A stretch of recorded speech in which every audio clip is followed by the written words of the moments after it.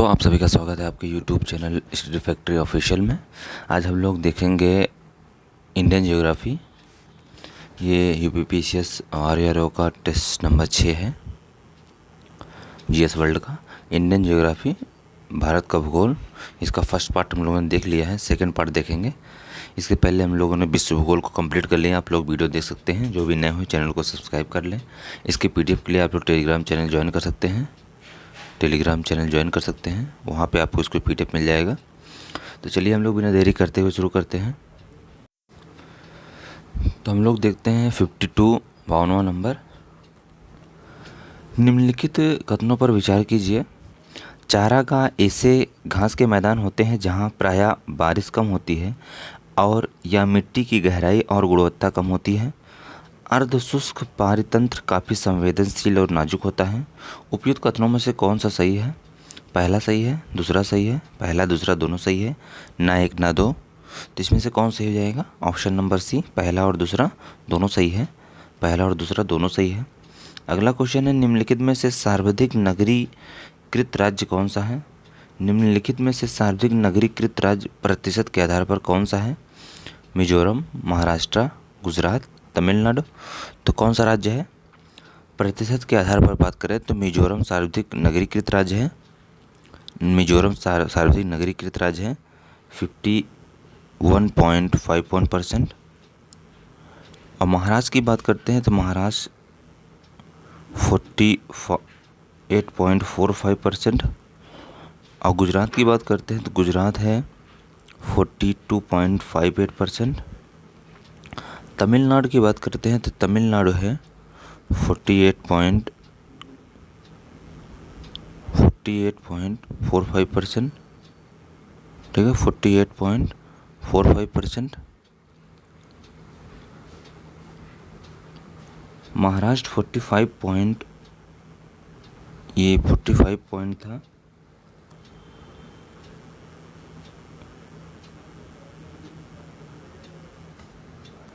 महाराष्ट्र था 45.23%। ठीक है, तो प्रतिशत के आधार पर मिजोरम सबसे अधिक नगरीकृत राज्य है इन चारों ऑप्शनों में। वैसे सबसे नगरीकृत की बात करते हैं, गोवा जो है, गोवा सबसे नगरीकृत राज्य है छोटे राज्यों में, 62.17% है। चलिए नेक्स्ट देखते हैं। निम्नलिखित में से राष्ट्रीय राजमार्ग के संदर्भ में निम्नलिखित कथनों पर विचार कीजिए। राष्ट्रीय राजमार्ग संदर्भ में निम्नलिखित कथनों पर विचार कीजिए। राष्ट्रीय राजमार्ग संख्या 3 की अवस्थिति पूर्णतः केरल में है। राष्ट्रीय राजमार्ग संख्या 3 की अवस्थिति पश्चिम बंगाल एवं उड़ीसा में है। उपयुक्त कथनों में से कौन सा सही है?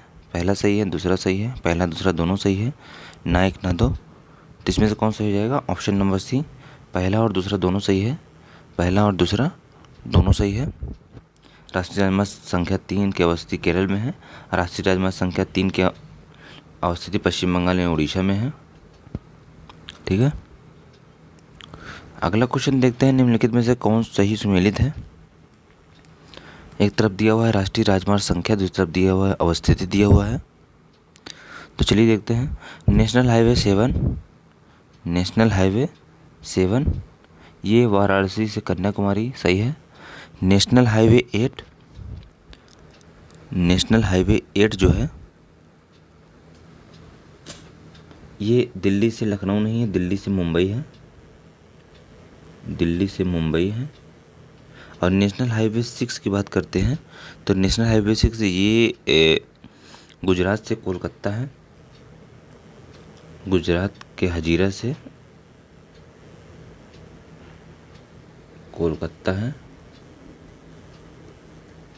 ठीक, तो ऑप्शन नंबर ए सही हो जाएगा। अगला है, निम्नलिखित में से सही कथनों पर विचार कीजिए। सही कथन की पहचान कीजिए।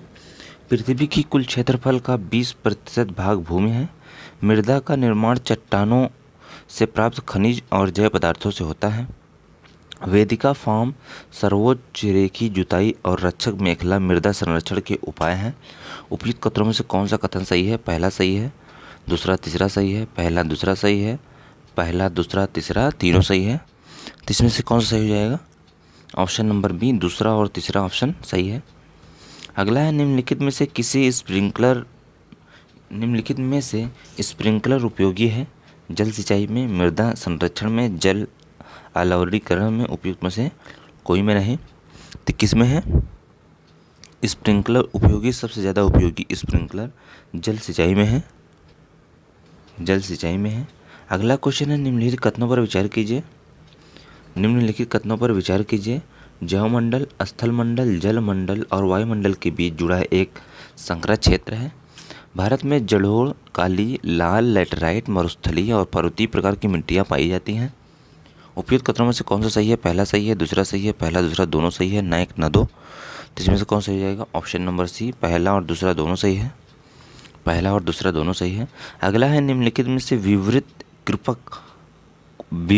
कूपर और कूपकी किसके प्रकार है? पत्थर के प्रकार है, खनन के प्रकार है, ए बी दोनों, उपयुक्त में से कोई नहीं। तो कूपक और कूपकी किसके प्रकार है? यह एक खनन के प्रकार है, ऑप्शन नंबर बी सही हो जाएगा।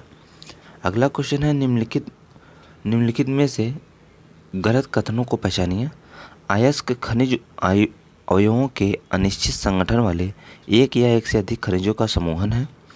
शैल वह है जिसमें खनिजों का खनन किया जाता है।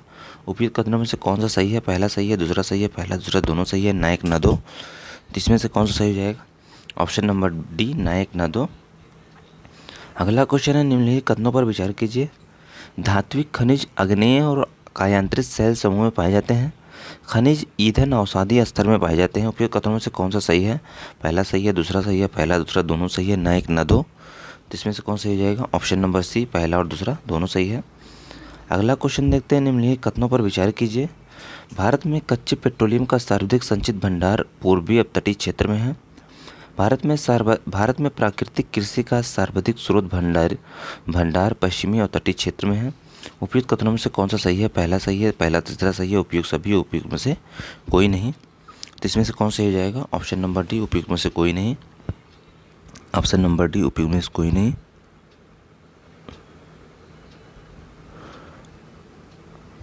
अगला क्वेश्चन देखते हैं। और ये पेट्रोलियम का कच्चे पेट्रोलियम का सर्वाधिक संचित भंडार ये पूर्वी तटीय अपतटीय में दिया है। ये पूर्वी अपतटीय में नहीं, ये पश्चिमी अपतटीय में था, पश्चिमी अपतटीय में, इसीलिए गलत है। और ये दिया है सर्वाधिक प्राकृतिक गैस का प्राकृतिक संचित स्रोत पश्चिम अपतटीय में, ये पूर्वी अपतटीय में है, पूर्वी अपतटीय में। अगला क्वेश्चन देखते हैं। भारत में कोयले के संदर्भ में निम्नलिखित कथनों पर विचार कीजिए। भारत का अधिकांश कोयला बिटुमस प्रकार का है। एंथ्रेसाइट प्रकार का कोयला भारत में नहीं मिलता है। उपयुक्त कथनों में से कौन सा सही है? पहला सही है, दूसरा सही है, पहला दूसरा सही है, ना एक ना दो।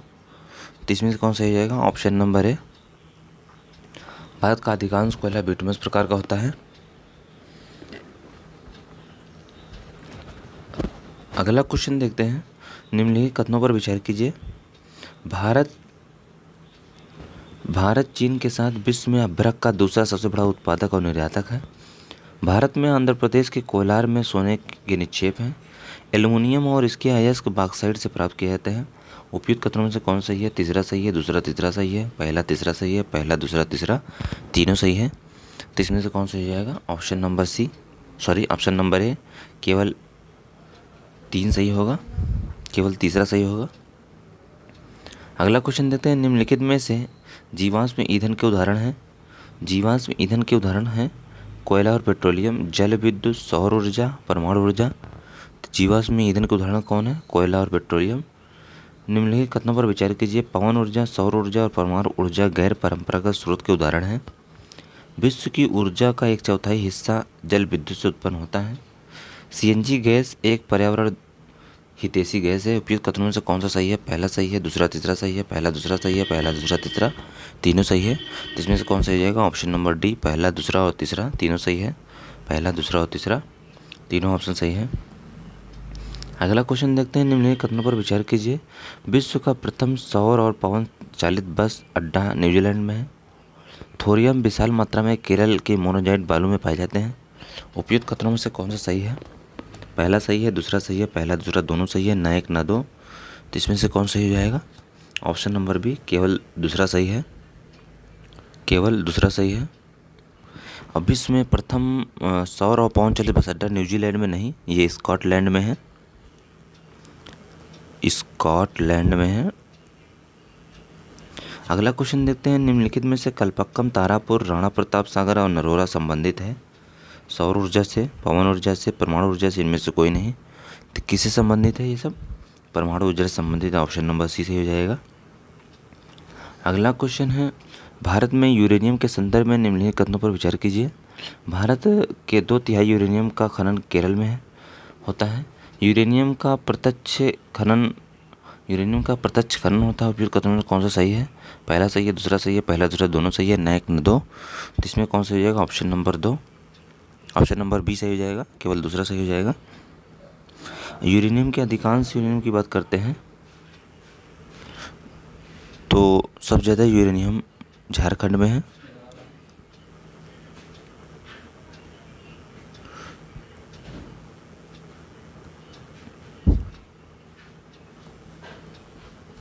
नेक्स्ट क्वेश्चन, निम्नलिखित में से सनराइज उद्योग के नाम से जाने जाते हैं?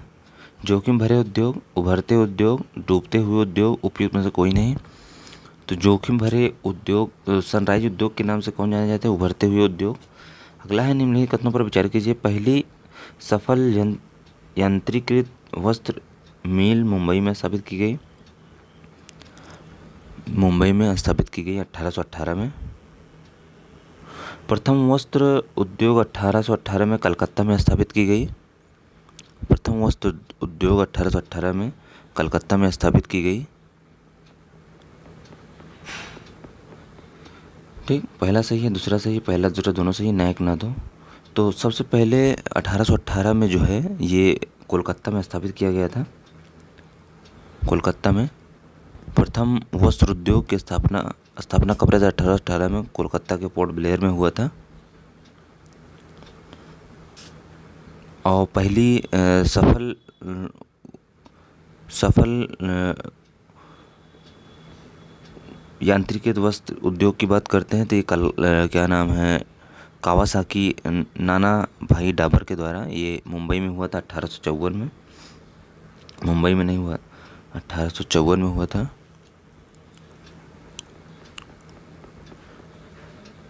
मुंबई में। इसमें पहला भी सही है, दूसरा भी सही है, ऑप्शन नंबर सी सही हो जाएगा। अगला क्वेश्चन दिया हुआ, निम्नलिखित कथनों पर विचार कीजिए। भारत का मैनचेस्टर गांधीनगर को कहा जाता है। 1859 में पहली सूती मिल गांधीनगर में स्थापित की हुई। बेंगलुरु भारत की सिलिकॉन सिटी कही जाती है। कौन सा कथन गलत है? पहला गलत है, दूसरा तीसरा गलत है, पहला दूसरा गलत है, पहला दूसरा तीसरा तीनों गलत है। तो इसमें ऑप्शन नंबर सी सही जाएगा। पहला और दूसरा गलत है। पहला और दूसरा गलत है। भारत का मैनचेस्टर गांधीनगर को नहीं, अहमदाबाद को कहा जाता है। अहमदाबाद को कहा जाता है। ठीक।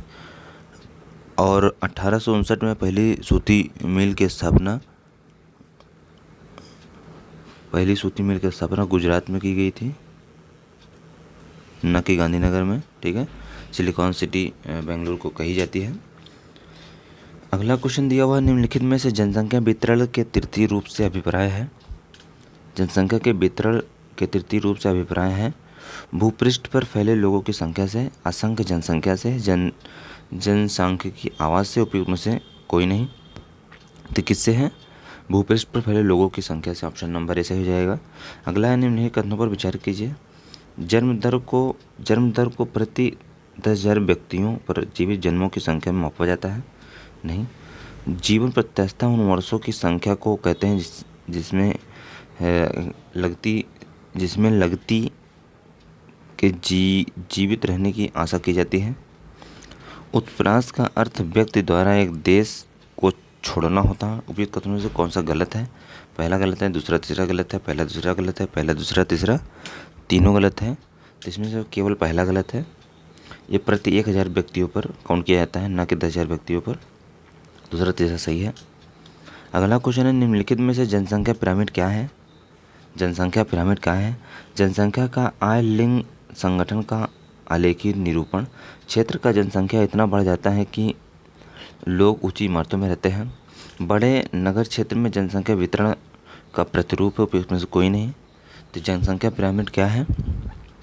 जनसंख्या पिरामिड या जनसंख्या का आय लिंग संगठन का आलेखीय निरूपण है। निम्नलिखित में से कौन सा कारण भारत के उत्तर पश्चिमी भाग में शीत ऋतुओं में होने वाली वर्षा के लिए उत्तरदायी है? शीत ऋतुओं में होने वाली वर्षा के लिए उत्तरदायी है चक्रवाती अवदाब, मानसून की वापसी, दक्षिण पश्चिम मानसून, पश्चिमी विक्षोभ। तो कौन सा है? इसका ऑप्शन नंबर डी हो जाएगा। पश्चिमी विक्षोभ के कारण उत्तर पश्चिमी भाग में शीत ऋतु में वर्षा होती है। अगला है पश्चिमी विक्षोभ के संदर्भ में दिए गए कथनों पर विचार कीजिए। पश्चिमी विक्षोभ कैस्पियन सागर में उत्पन्न होते हैं। भारत में इसका प्रभेद पश्चिमी जेट प्रवाह द्वारा होता है। उपयुक्त कथनों में से कौन सही है? पहला सही है, दूसरा सही है, पहला दूसरा दोनों सही है, ना एक ना दो। तो इसमें से कौन सही हो जाएगा? ऑप्शन नंबर बी सही हो जाएगा। केवल दूसरा इसका प्रवेश दक्षिण पश्चिम जेट प्रवाह द्वारा होता है। पश्चिमी विक्षोभ की बात करते हैं तो ये जो है उत्तर उपमहाद्वीप के में जाड़े के मौसम में पश्चिम तथा उत्तर पश्चिम में प्रवेश करती है। यह भूमध्य सागर से उत्पन्न होती है, ना कि कैस्पियन सागर से। भूमध्य सागर से उत्पन्न होती है। ठीक। अगला क्वेश्चन है अंतः उष्णकटिबंधीय अभिसरण क्षेत्र ITCZ के संबंध में निम्नलिखित कथनों पर विचार कीजिए। ITCZ के संदर्भ में विचार कीजिए। ये विषुवतीय अक्षांशों में विस्तृत गर्त एवं निम्न दाब का क्षेत्र होता है। सूर्य की स्थिति में परिवर्तन के साथ यह क्षेत्र उत्तर एवं दक्षिण की ओर खिसकता जाता है। उपयुक्त कथनों में से कौन सा सही है? पहला सही है, दूसरा सही है, पहला दूसरा दोनों सही है, ना एक ना दो। तो इसमें से कौन सही हो जाएगा? ऑप्शन नंबर सी, पहला और दूसरा दोनों सही है। अगला है निम्नलिखित में से कौन से कारक भारतीय जलवायु को प्रभावित करते हैं? कौन से कारक भारतीय जलवायु को प्रभावित करते हैं? एल नीनो, पश्चिमी जेट धाराएं, तिब्बत का पठार। उपयुक्त कथनों में से कौन सा सही है? पहला सही है, दूसरा तीसरा सही है, पहला दूसरा सही है, पहला दूसरा तीसरा तीनों सही है। इसमें से ऑप्शन नंबर डी सही हो जाएगा। पहला दूसरा तीसरा तीनों सही है। अगला है वर्षा ऋतु में तमिलनाडु तट के शुष्क रहने का कारण क्या है? वर्षा ऋतु में तमिलनाडु के तट के शुष्क रहने का कारण क्या है? तमिलनाडु का तट बंगाल की खाड़ी की मानसूनी पवनों के समांतर पड़ता है। यह दक्षिण पश्चिम मानसून की अरब शाखा के विस्तृत क्षेत्र में स्थित है। पहला सही है, दूसरा सही है, पहला दूसरा दोनों सही है, ना एक ना दो। तो इसमें कौन सही जाएगा? ऑप्शन नंबर सी, पहला और दूसरा दोनों सही है। अगला क्वेश्चन है भारतीय उपमहाद्वीप में शीत ऋतुओं की विशेषताओं के संबंध में निम्नलिखित कथनों पर विचार कीजिए। शीत ऋतु में भारतीय उपमहाद्वीप के तटीय भागों में तापांतर अधिक होता है तथा उत्तर पश्चिम क्षेत्र में कम होता है। इस ऋतु में देश में उत्तर पूर्वी व्यापारिक पवनें प्रवाहित होती है। शीत ऋतु में उत्तरी मैदान विशेष रूप से उत्तर एवं उत्तर पश्चिम क्षेत्र पश्चिमी विक्षोभ कहे जाने वाले चक्रवाती विक्षोभ से प्रभावित होते हैं। कथनों में से कौन सा सही है? पहला सही है, दूसरा सही है, पहला दूसरा दोनों सही है, ना पहला दूसरा तीसरा तीनों सही है। इसमें कौन सा है? ऑप्शन नंबर बी, दूसरा और तीसरा तीनों सही है। अगला क्वेश्चन देखते हैं। निम्नलिखित कथनों पर विचार कीजिए। मानसूनी जलवायु की क्षेत्रीय विभिन्नता विभिन्न प्रकार की फसलों को उगाने में सहायक है। मानसूनी प्रस्फोट देश के व्यापक क्षेत्र में मृदा अपरदन की समस्या उत्पन्न कर देता है। भारत की जलवायु की विभिन्नता के कारण यहाँ के भोजन, वस्त्र, आवास में विविधता उजागर होती है। कथनों में से कौन सा सही है? पहला सही है, दूसरा तीसरा सही है, पहला दूसरा सही है, पहला दूसरा तीसरा तीनों सही है। इसमें से कौन सही जाएगा? ऑप्शन नंबर डी, पहला दूसरा तीसरा तीनों सही है, पहला दूसरा तीसरा तीनों सही है। अगला क्वेश्चन देखते हैं। निम्नलिखित में से कौन से कथन उष्णकटिबंधीय सदाबहार वनों के संदर्भ में सही है? उष्णकटिबंधीय सदाबहार वनों के संदर्भ में सही है। ये वन शीत और शुष्क प्रदेशों में पाए जाते हैं। इन वन क्षेत्रों में वार्षिक वर्षा 2 सेंटीमीटर से अधिक होती है। ये वन विरल होते हैं। पहला सही है, दूसरा सही है, पहला दूसरा दोनों सही है, पहला दूसरा तीसरा तीनों सही है। तो इसमें से कौन सही हो जाएगा? ऑप्शन नंबर बी, केवल दूसरा सही है। अगला क्वेश्चन है। निम्नलिखित कथनों पर विचार कीजिए। पर्वतीय क्षेत्रों में ऊंचाई बढ़ने के साथ साथ प्राकृतिक वनस्पति में बदलाव आते हैं। हिमालय पर्वत श्रृंखला में उष्णकटिबंधीय वनों से लेकर टुंड्रा प्रदेश में पाई जाने वाली प्राकृतिक वनस्पति मिलती है। पहला सही है, दूसरा सही है, पहला दूसरा दोनों सही है, ना एक ना दो। इसमें कौन सही हो जाएगा? ऑप्शन नंबर सी, पहला और दूसरा दोनों सही है। पहला भी सही है, दूसरा भी सही है। अगला है प्रायद्वीपीय भारत में पर्वतीय वन मुख्यतः पाए जाते हैं। प्रायद्वीपीय भारत में पर्वतीय वन मुख्यतः पाए जाते हैं पश्चिमी घाट में, पूर्वी घाट में, नीलगिरी पर्वत श्रृंखला में, विंध्याचल श्रेणी में, पर्वत श्रृंखला में। पहला दूसरा सही है, दूसरा तीसरा सही है, पहला तीसरा चौथा सही है, तीसरा चौथा सही है। तो इसमें कौन सा सही हो जाएगा? ऑप्शन नंबर सी, पहला तीसरा चौथा सही है। पहला तीसरा और चौथा सही है। अगला है मैंग्रोव वन के संदर्भ में निम्नलिखित कथनों पर विचार कीजिए। मैंग्रोव तटवर्ती क्षेत्रों में जहाँ ज्वार भाटा आते हैं वहाँ सबसे महत्वपूर्ण वनस्पति है। मैंग्रोव पौधों की जड़ें पानी में डूबी रहती हैं। पहला सही है, दूसरा सही है, पहला दूसरा दोनों सही है, ना एक ना दो। तो इसमें से कौन सही हो जाएगा? ऑप्शन नंबर सी, पहला और दूसरा दोनों सही है। अगला है सामाजिक वानिकी में शामिल किया जाता है। सामाजिक वानिकी में शामिल किया जाता है शहरी वानिकी, ग्रामीण वानिकी, मरुस्थलीय वानिकी, फार्म वानिकी। पहला दूसरा सही है, दूसरा चौथा सही है, पहला दूसरा तीसरा सही है, पहला दूसरा चौथा सही है। तो इसमें से कौन सही हो जाएगा? ऑप्शन नंबर डी, पहला दूसरा चौथा सही है। अगला है निम्नलिखित में से कौन से कथन सत्य हैं? सुंदरवन जीवमंडल नीचे गंगा ब्रह्मपुत्र नदी के दलदली डेल्टा में स्थित है। सुंदरवन जीवमंडल नीचे में शेर जैसी पूंछ वाले बंदर सबसे अधिक संख्या में पाए जाते हैं। पहला सही है, दूसरा सही है, पहला दूसरा दोनों सही है, ना एक ना दो। तो इसमें से कौन सही जाएगा? ऑप्शन नंबर है, केवल पहला सही है, केवल पहला सही है। अगला क्वेश्चन है उत्तर प्रदेश की जलवायु से संबंधित विशेषताएं। सामान्य रूप से प्रदेश की जलवायु उष्णकटिबंधीय व मानसूनी है, अर्थात समशीतोष्णकटिबंधीय और उष्णकटिबंधीय व उपोष्ण मानसूनी। बंगाल की खाड़ी में उगने वाले दक्षिण पश्चिमी मानसून से उत्तर प्रदेश में मुख्यतः वर्षा होती है। पहला सही है, दूसरा सही है, पहला दूसरा ना एक ना दो, पहला और दूसरा दोनों सही है। तो इसमें से कौन सही जाएगा? ऑप्शन नंबर डी, पहला और दूसरा दोनों सही है। अगला क्वेश्चन है हिमालयी अफवाह तंत्र के संदर्भ में निम्नलिखित नदियों में से हिमालयी अफवाह तंत्र में शामिल नदियों के द्वारा निम्नलिखित में से कौन स्थलाकृति का निर्माण किया जाता है? वी आकार की घाटियाँ, छिप्रिकाएँ, समतल घाटियाँ, गुफाएँ, गुफित वाहिकाएँ। पहला दूसरा तीसरा, पहला तीसरा चौथा, पहला तीसरा, पहला दूसरा तीसरा चौथा सही है। तो इसमें से कौन सा सही हो जाएगा? 90 का डी, पहला दूसरा तीसरा चौथा चारों सही है। ठीक। अगला है सिंधु नदी तंत्र के संबंध में निम्नलिखित में से कौन से कथन सही है? विचार कीजिए। सिंधु की सहायक नदी ब्यास कुल्लू घाटी में गुजरती है। सिंधु की सहायक नदी ब्यास कुल्लू घाटी से गुजरती है। जम्मू कश्मीर में अवस्थित डल झील झेलम नदी पर अवस्थित है।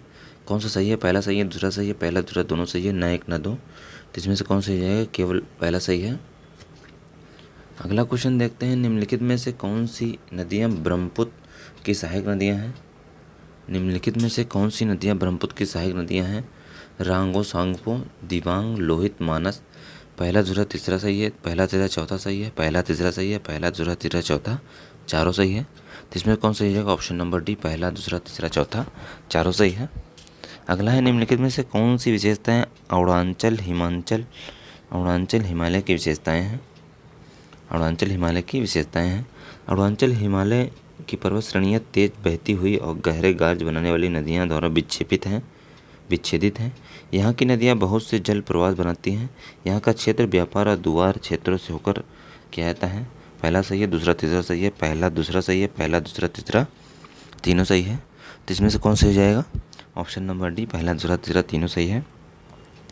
अगला क्वेश्चन है भारत के उत्तरी मैदान में तराई क्षेत्र के संदर्भ में निम्नलिखित कथनों में से कौन सा सही है?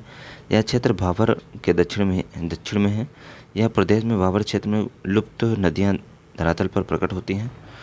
दुधवा राष्ट्रीय पार्क इसी क्षेत्र में स्थित है। पहला सही है, दूसरा तीसरा सही है, पहला दूसरा सही है, पहला दूसरा तीसरा तीनों सही है।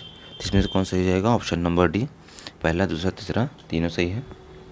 अगला क्वेश्चन देखते हैं निम्नलिखित में से कौन सी पहाड़ियाँ पश्चिमी घाट के अंतर्गत शामिल हैं? अन्नामलाई, नीलगिरी, कार्डमम। पहला सही है, दूसरा तीसरा सही है, पहला दूसरा सही है, पहला दूसरा तीसरा तीनों सही है। तो कौन सी पहाड़ियाँ शामिल हैं? पहला दूसरा तीसरा तीनों शामिल हैं।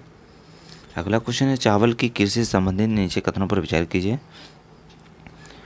भारत विश्व में चावल का सबसे बड़ा उत्पादक देश है। चावल की कृषि के लिए उच्च तापमान की आवश्यकता होती है। चावल की कृषि के लिए 100 सेंटीमीटर से अधिक वर्षा की आवश्यकता होती है। पहला सही है, दूसरा तीसरा सही है, पहला दूसरा सही है, पहला दूसरा तीसरा तीनों सही है। इसमें कौन सही है? ऑप्शन नंबर बी, दूसरा तीसरा सही है। अगला क्वेश्चन है उत्तर प्रदेश के उत्तरी क्षेत्र हिमालयी नदियों के भारी निक्षेप से निर्मित होने के कारण यहाँ की मिट्टियाँ कंकड़, पत्थर और मोटे बालू से निर्मित हैं। अतः इस क्षेत्र को किस मृदा खंड के अंतर्गत रखा जाता है? तराई, भाबर, मैदानी, बांगर। तो किस मृदा क्षेत्र के अंदर रखा जाता है? भाबर क्षेत्र के अंदर रखा जाता है। अगला है उष्णकटिबंधीय पर्वतीय वनों के संदर्भ में विचार कीजिए। इन वनों को मानसूनी वन भी कहा जाता है। ये वन उन क्षेत्र में पाए जाते हैं जहाँ वार्षिक वर्षा 70 सेंटीमीटर से कम होती है। पहला सही है, दूसरा सही है, पहला दूसरा दोनों सही है, ना एक ना दो। तो इसमें कौन सही हो जाएगा? Option number A. Option number A सही हो जाएगा, केवल पहला।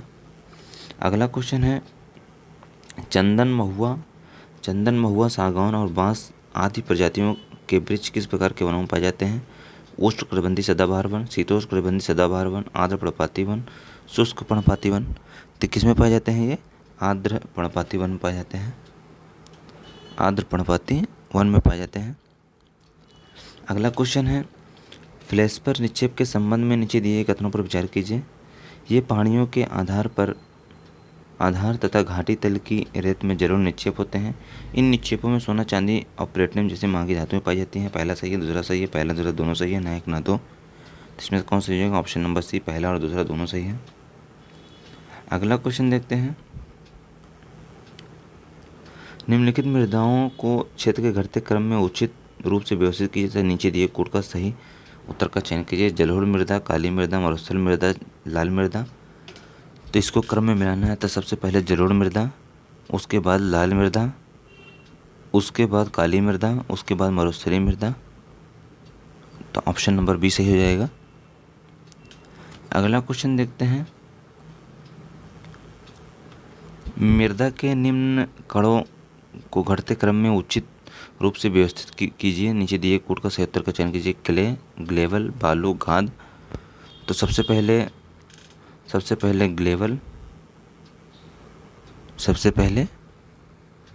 ग्लेवल, उसके बाद बालू, उसके बाद गाद, उसके बाद क्ले। तो इसमें कौन सही हो जाएगा? ऑप्शन नंबर सी सही हो जाएगा। अगला क्वेश्चन देखते हैं, भूसर एवं भूरी मृदा कहाँ पाई जाती है? हरियाणा और राजस्थान, हरियाणा, गुजरात, मध्य प्रदेश, गुजरात और राजस्थान में। तो कहाँ पाई जाती है? गुजरात और राजस्थान में। इस तरीके से हम लोगों ने लगभग 103 क्वेश्चन किया। इसके आगे हम लोग नेक्स्ट वीडियो में देखेंगे। उम्मीद करता हूँ वीडियो पसंद आए। वीडियो को लाइक कीजिए और चैनल को सब्सक्राइब कीजिए। इसकी पीडीएफ के लिए आप लोग टेलीग्राम चैनल ज्वाइन कर सकते हैं। ठीक है, धन्यवाद।